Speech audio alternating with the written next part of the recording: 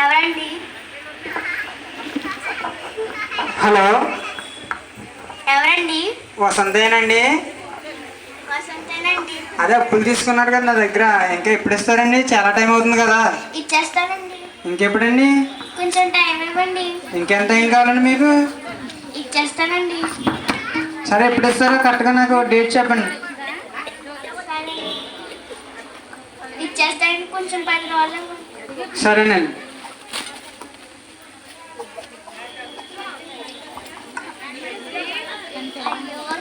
అయ్యో దేవుడా, నా అప్పులైన వాళ్ళ నుంచి ఎప్పుడు విడిపిస్తావయ్యా? ఈ అప్పులు కట్టడం కన్నా చచ్చిపోవడమే బెటర్.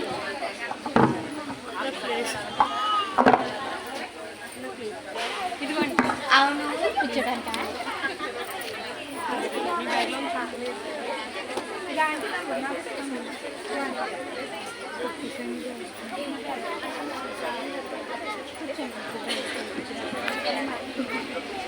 అవును, నేను మళ్ళీ పని చూడమని చెప్పాను కదా, గుర్తుందో లేదో ఒకసారి ఫోన్ చేద్దాము.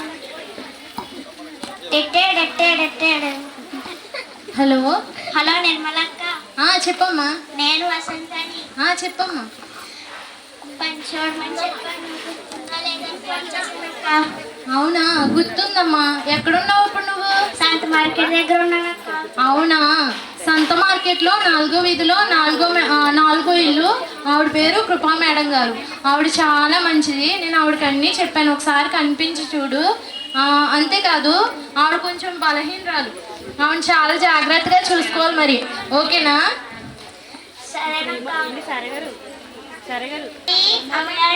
ఎవరమ్మా? నీ పేరేంటమ్మా? వసంతమ్మ గారు. నేను చెప్పిన పనులన్నీ చేస్తావా? చేస్తానమ్మ గారు. నీకు 350 రూపాయలు జీతం ఇస్తాను. 6 గంటల 6 గంటల పని ఉంటుంది. నేను చెప్పిన పని మాత్రమే చేయాలి. నీ సొంత పత్రాలు ఏమీ చేయకూడదు. అర్థమైందా? సరే, వెళ్ళి టీ తీసుకురా. నా ఒక్కదానికే కదా తీసుకురమ్మన్నాను. టీ ఇంకోటి ఉంది. పొద్దు నుంచి పనికి తిరిగి తలనొప్పి వచ్చిందమ్మా. మీకు పెట్టింది మేలుగా నేను వేసుకున్నానమ్మా. నీకు రోజుకు 350 రూపాయలు జీతం ఇచ్చి, టీ ఇచ్చి, కాఫీ ఇచ్చి, నీకు బిర్యానీలు పెట్టడానికి నేను ధర్మసత్రం అనుకుంటున్నావా? అదేంటమ్మగారు, మీకు పొద్దు నుంచి పని చేయించుకుని టీ చిక్కు కూడా ఇవ్వలేరా? నీకు ముందే చెప్పాను కండిషన్. నాకు ఇవ్వాలి, నువ్వు చేసిన పనికి మాత్రమే ఇస్తాను. ఎందుకంటే నువ్వు బయటకు వెళ్ళి తాగు కావాలనుకుంటే. ఎక్కడైతే నీకు కావాలనుకుంటే అక్కడ బయటకు వెళ్ళి తాగు. నువ్వు ఉన్న టైం రాసుకుంటాను, లేని టైం రాసుకుంటాను. మిగిలిన దానికి మాత్రమే జీతం ఇస్తాను. సరే అమ్మగారు, మీకు టీ పెట్టడానికి అరగంట సేపు పట్టింది. నా 29 రూపాయలు ఇచ్చేస్తే నేను వెళ్ళిపోతాను. పెట్టేవాళ్ళ లెక్కలు ఇదిగో నీ డబ్బులు.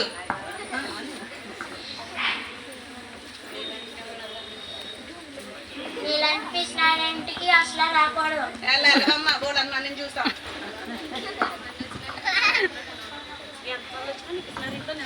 ఇంకెంతమంది వచ్చినా నీ పిసినారింట్లో నేను. ఇదేంటిది, ఫస్ట్ ఇల్లే ఇంత పిసినారిల్లు దొరికింది. ఇంక నా అప్పుడు ఎలా కట్టుకోలో ఏంటో.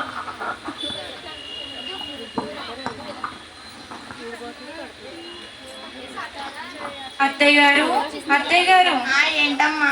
ఏమన్నమంటారండి? నీ ఇష్టమమ్మా. పర్లేదు, చెప్పండి అత్తయ్య గారు. నీ ఇష్టమమ్మా. మీరు ఏది వండమంటే అదే వండుతాను అత్తయ్య గారు. నా బంగారు తల్లే, నేను చెప్పింది ఎప్పుడైనా ఉండవా? నీ ఇష్టమమ్మా. సర్లే అత్తయ్య గారు. అలా రా నా దారికి. మొన్న పత్యం కోళ్ళని చెప్పేసి నా చేత చప్పుడు కోళ్ళు తినిపిస్తావా? ముసలి రానా. మరే అమ్మ, మన బాగోపోతే పత్తింకూరలు వండమంటే మంచి నూనె బదులు ఆవుద నూనె సచ్చింది. 11 సిరలేకి నేనే మనిషిని అవడానికి.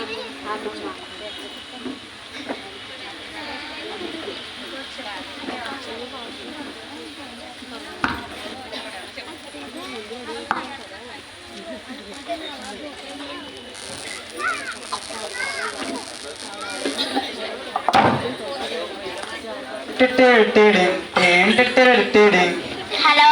హలో, ఎవరండి? అది నేనమ్మా. నీకు అప్పించాను కదా.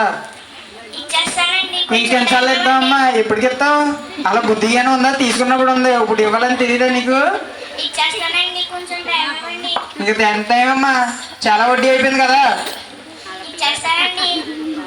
సాయంత్రం లోపే ఇవ్వకపోతే నేను మీ ఇంటికి వచ్చి నీ ఇంటి ముందు వచ్చి నుంచుంటాను. సామాన్లు అన్నీ తెచ్చుకుని అట్టుకెళ్ళిపోతాను, వడ్డీ కింద జమేసుకుంటాను. చూసుకో మరి. పెట్టేశాడు దొంగ మహాడు. ఫస్ట్ ఇల్లే ఇంత పిసినారీలు దొరికింది, ఇంకా నా పిల్లలు ఎలా కట్టుకోలో ఏంటో. సర్లే, సెకండ్ ఇల్లు చూద్దాం. అమ్మగారండి, అమ్మగారండి. ఎవరమ్మా? పని మనిషిని అమ్మగారు. బయటకు వచ్చేసి వచ్చానండి. నీ పేరేంటమ్మా? వసంత అమ్మగారు. ఉండైతే కోడలి పిల్ల, కోడలి పిల్ల. చెప్పండి అత్తయ్య గారు.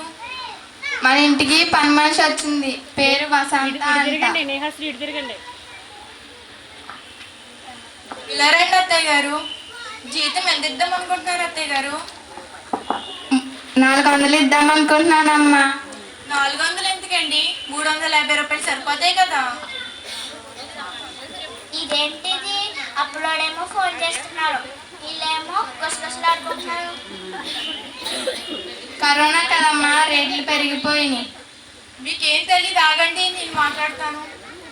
వసంత అంటే నువ్వేనా? నేనేనమ్మగారు. నీకు జీతం 350 రూపాయలు ఇస్తాం, ఓకేనా?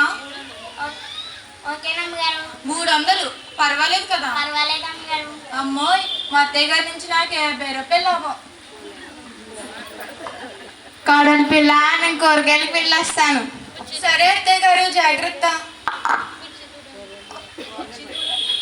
కూర్చుందుడు. ఏంటి మా అత్తయ్య గారు తలుపులు సరిగ్గా వేయలేదు, బీరువా తలుపులు కూడా సరిగ్గా వేయలేదు. అమ్మో, ఇంత డబ్బు పెట్టుకుని ఎప్పుడైనా 10 రూపాయలు ఇమ్మంటే పైకి కిందకి చూస్తుంది. నా మొహానికి ఎప్పుడు పట్టు చీర కూడా కొనలేదు, ఎప్పుడూ సిల్క్ చీరే. ఇంత డబ్బు ఉంది కదా, ఒక కట్ట నొక్కేస్తే ఏమవుతుంది? ఇదేంటిది? దీని ఇంట్లో ఇది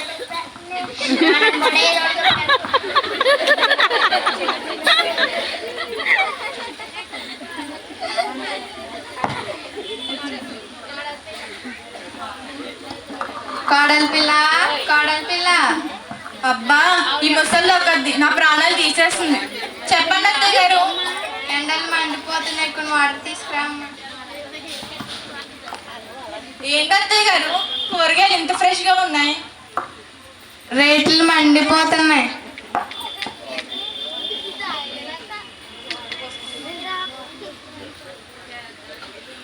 ఇదేంటిది?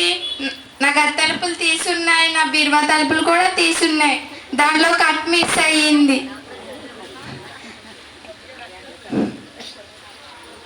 కోడలి పిల్ల, కోడలి పిల్ల. చెప్పండి అత్తయ్య గారు. నా గది తలుపులు తీసున్నాయి, నా బీరువా తలుపులు కూడా తీసున్నాయి, దాంట్లో డబ్బులు కట్ మిస్ అయింది, నువ్వేమైనా తీసావా? ఏంటి అత్తయ్య గారు, నన్ను అనుమానిస్తున్నారా? అది కాదమ్మా, నువ్వు తీసావేమో అని. నేను తీయలేదు అత్తయ్య గారు.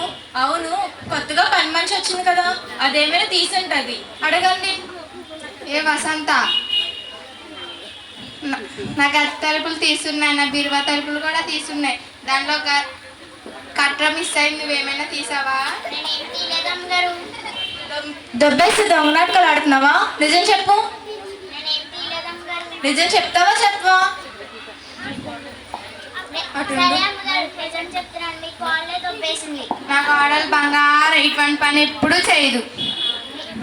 అవునులే, మీ బంగారాన్ని ఒకసారి చెక్ చేసుకోండి. ఏరమ్మా చూపి గారు, చూపించా. కొడవలు కదా అని చూస్తున్నాను, అయినా నీ ఇంట్లో నువ్వు దొంగతనం చేసుకోవడం ఏంటమ్మా? ఇంట్లో కొన్ని అవసరాలు ఉన్నాయి అత్తయ్య గారు, మిమ్మల్ని అడిగితే ఎక్కడెవరంటారని. మీకోసమే కదమ్మా రూపాయి కూడబెడుతుంది, నేను ఏమైనా ఎత్తుకు పోసుకుంటానా? ఇంకెప్పుడు చేయను అత్తయ్య గారు. సరే. ఏ వసంత, అయినా నీ పని నువ్వు చేసుకోకుండా వాళ్ళేం చేస్తున్నారు వీళ్ళేం చేస్తున్నారు చూస్తున్నావా? ఇది ఇంకా బాగుంది అమ్మగారు, మీ కాళ్ళు దొబ్బేసి నన్ను అంటున్నారేంటి? మీరు వద్దు, మీ దొంగలు వద్దు.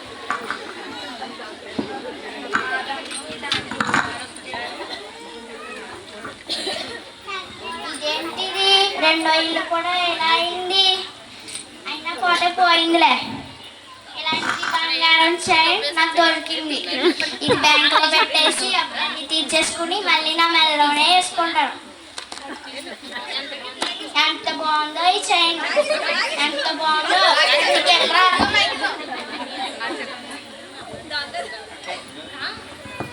నా చైన్, నా చైన్. నీ చైన్ అన్నావు కదా, నాకు డబ్బులు ఇవ్వాలి కదా, ఇది వడ్డీకి జమ వేసుకుంటున్నాను. నీకు మళ్ళీ 10 రూపాయలు వడ్డీ కావాలితే అప్పుడు నా దగ్గరికి రా, అప్పుడు నేను డబ్బులు ఇస్తాను. నీ 10 రూపాయల వడ్డీ కోసం ఇంకో ఇంట్లో దొంగతనం మూడిగే నాకు మీద తాటి పెట్టమంటే ఇదేనేమో. సర్లే 3 ఇల్లు చూద్దాం. అమ్మగారండి, అమ్మగారండి. ఎవరు? పని మనిషి అమ్మగారు, బయట బోర్డు చూసి వచ్చానండి. నీ పేరేంటి? వసంత అమ్మగారు. అవునా, ఆగుమా, నీకు 1500 జీతం ఇస్తాను, ఓకే కదా? అమ్మో 1500 డబల్ ఓకే. ఓకేనమ్మగారు. 1500 జీతం ఇస్తాను, 8 గంటలు పంచాలి నీకు, ఓకే కదా? ఓకేనమ్మగారు. ఆగైతే మా బేబీని పిలుస్తా. Baby, I'm coming mom. తిను కొత్తగా పని మనిషిగా చేరింది, నీకేమైనా డౌట్స్ ఉంటే అడుగు. మీకు టీ, కాఫీ, జ్యూస్ పెడతాం వచ్చా? వచ్చమ్మగారు. పిజ్జా, బర్గర్, శాండ్విచ్ వచ్చా? ఏంటి పిజ్జానా? బర్గర్ జ్యూస్ చేసేస్తాం. వచ్చమ్మగారు. సరే, నాకు మామకి వెళ్ళి జ్యూస్ తీసుకుని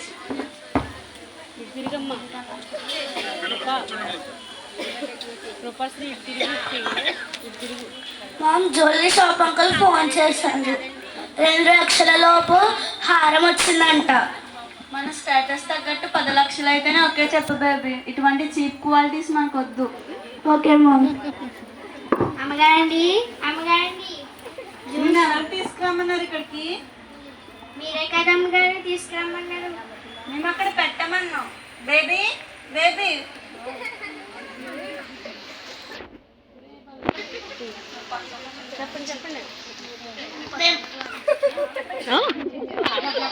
జ్యూస్, కాఫీ, టీ పెట్టమన్నప్పుడు టేబుల్ మీద పెట్టి శానిటైజర్ కొట్టి మమ్మల్ని పిలువు, మేము వచ్చి తాగుతాం.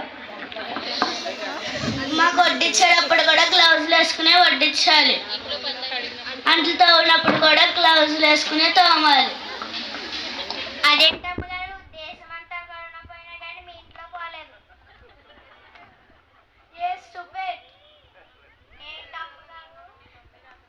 ఏంటమ్మగారు నన్ను ఇంగ్లీష్లో తిడుతున్నారా? You stupid, you mummy stupid, you గుజ్జి స్టూపిడ్, యూ బల్లా స్టూపిడ్. మీరు వద్దు, మీ స్టూపిడ్ ఇట్లా వద్దు.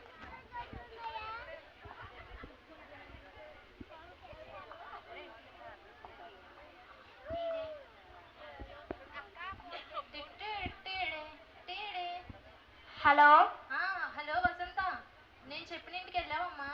వెళ్ళలేదక్క. అదేంటమ్మా? బలహీనురాలన్నామని వెళ్ళలేదక్క. అయ్యో పిచ్చి వసంత, ఆ బలహీనరాలంటే ఆవిడ ఒంటరిగా ఉంటుందని అలా చెప్పాను. నువ్వు అక్కడికి వెళ్తే నీ కష్టాలన్నీ తీరిపోతాయి. ముందు అక్కడికి వెళ్ళు. సరేనక్క.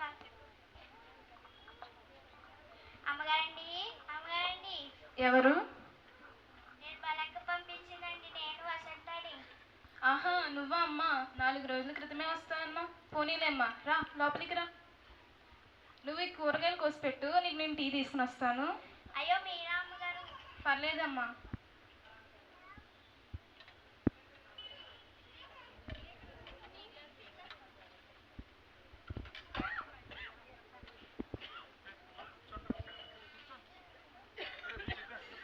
ఈ టీ తీసుకోమ్మా.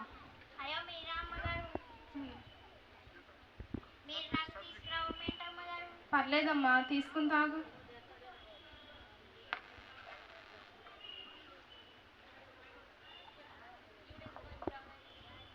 ఈవిడెంత మంచి ఆవిడైతే ముందే వద్దు కదా. అనవసరంగా నా సొంత కట్నాలన్నీ. అమ్మగారండి, అమ్మగారండి. ఆ పుస్తకం ఏంటమ్మగారు? ఇదా బైబిల్ వసంత. అందులో ఏముంటది అమ్మగారు? ఇందులో దేవుని ప్రేమ, ఆయన వాక్యం ఉంటుంది. మన భవిష్యత్తు కూడా ఇందులోనే ఉంటుంది. నీకు ఒక విషయం చెప్పనా వసంత, నేను ఈ ఊరికి వచ్చిన కొత్తలో నా 2 పిల్లలు, ఈ బైబిల్ తప్ప నా దగ్గర ఏమీ లేదు. ఈరోజు నేను ఇలా ఉన్నానంటే ఇదంతా దేవుని కృప. ఇంకో విషయం చెప్పనా, నేను ఈ ఊరికి వచ్చినప్పుడు నీకులాగే ఏ పని లేక చూస్తూ ఉంటే ఎవరొకరు పిలిచి పని ఇచ్చేవాళ్ళు. అలా ఇంటింటికి వెళ్ళి ఒక్కో పని చేసుకుని బ్రతికేదాన్ని. అలా నా పిల్లలిద్దరినీ చదివించుకున్నాను. చక్కటి స్థాయిలో ఉన్న వారికి ఇచ్చి పెళ్ళిళ్ళు చేశాను. ఇదంతా దేవుని కృపే. మా అల్లుళ్ళు కూడా నన్ను కన్న తల్లిలా చూసుకుంటున్నారు. ఇదంతా దేవుని కృపే. ఈ బైబిలు నా యేసయ్య. మన దేవుడు ఎంత గొప్పవాడో తెలుసా వసంత? సరే అమ్మగారు, మీరు పుస్తకం మీరు చదువుకోండి.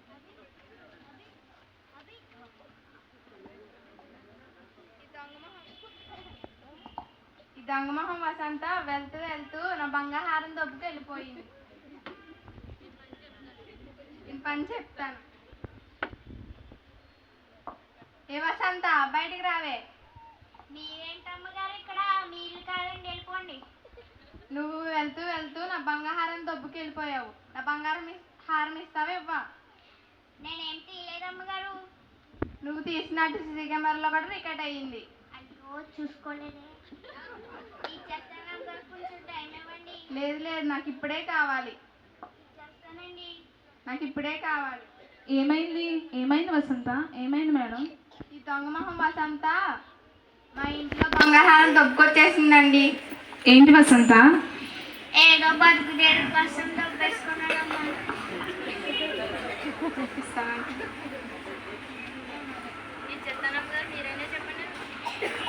మీరైనా చెప్పండి అమ్మగారు.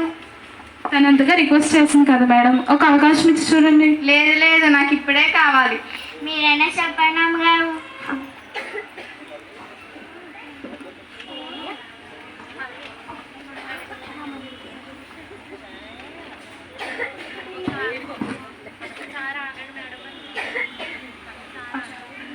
అలా కాదండి, ఒక్క నిమిషం ఆగండి, నేను మా అమ్మాయికి కాల్ చేస్తాను. హలో హలో అమ్మా. హలో అమ్మా, నాకు అర్జెంటుగా 1,00,000 రూపాయలు కావాలి. నా అకౌంట్లోకి పంపిస్తావా? సరే అమ్మా, మీ అల్లుడి గారిని అడిగి పంపుతాను. సరేనమ్మా.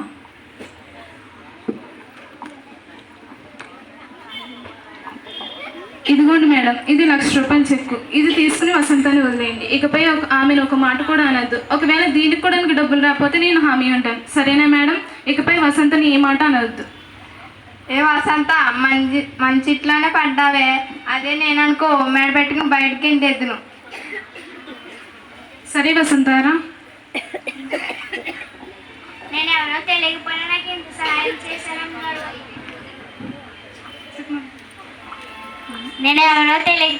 ఇంత సహాయం చేశారమ్మగారు.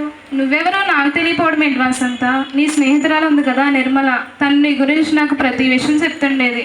నా స్నేహితురాలు ఉందండి వసంత, తను ఎన్నో బాధలు కష్టాలు పడుతుండేది. తనకు మంచి పని కావాలంటే బాధపడుతూ ఉండేది. నీకోసం నేను వెళ్ళినప్పుడల్లా ప్రార్థన చేసేదాన్ని. నీకు ఎలాగైనా సహాయం చేసుకునేదాన్ని. దేవుడు ఈ విధంగానైనా నాకు అవకాశాన్ని కల్పించాడు. ఇకపై ఇలాంటి పనులేమీ చేయకుండా చక్కగా పనిచేసుకుని బుద్ధిగా బతుకు. సరే అమ్మగారు. నీకు అంతగా ఇబ్బంది అయితే నీ పిల్లల్ని కూడా తెచ్చుకుని ఇక్కడే చదివించుకో. ఇక్కడి నుంచే స్కూల్కి పంపించు. సరేనా? ఇకపై ఇలాంటి పనులేమీ చేయకు. సరే అమ్మగారు.